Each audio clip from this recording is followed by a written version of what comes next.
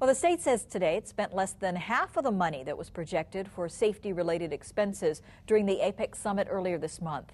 KITV4's Kyoki Kerr reports on which department spent the most money on APEC-related activities. Hundreds of Hawaii National Guardsmen were activated to full-time status to provide security and other APEC-related duties, and those National Guard expenses made up nearly two-thirds of the state's costs for APEC, roughly $2.5 million. Well, the National Guard provided security forces to support the overall Joint Command, and the Joint Command was under the Secret Service. 8 other state departments also spent extra money for APEC, such as the Department of Land and Natural Resources, which used its boats and jet skis to patrol water near the shore in Waikiki, close to where world leaders were staying. Employees from the Department of Health used gear like this to take air samples at APEC meeting places to ensure they were safe for large groups to congregate in. Lieutenant Governor Brian Schatz oversaw much of the state's APEC plan.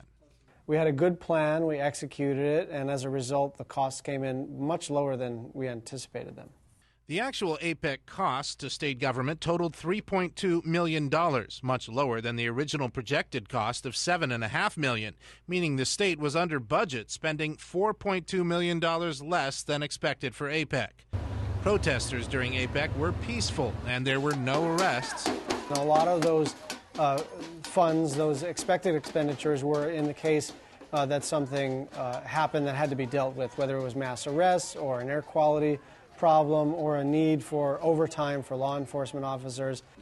Schatz says because the state and city worked cooperatively with protesters, there were no major problems that could have cost taxpayers more money. We were one of the only national security special events in recent memory where there were no lawsuits.